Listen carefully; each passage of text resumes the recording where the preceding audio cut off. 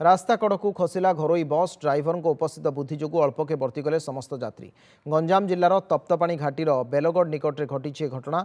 नायक and नायक नामक बसटी गजपति ब्रह्मपुर अभिमुखे जाउथिबा बेले brake fail हो जाइतिला, किंतु निजर बुद्धि प्रयोग करी बसटी को रास्ता कड़कू खसाई अटकाई ड्राइवर।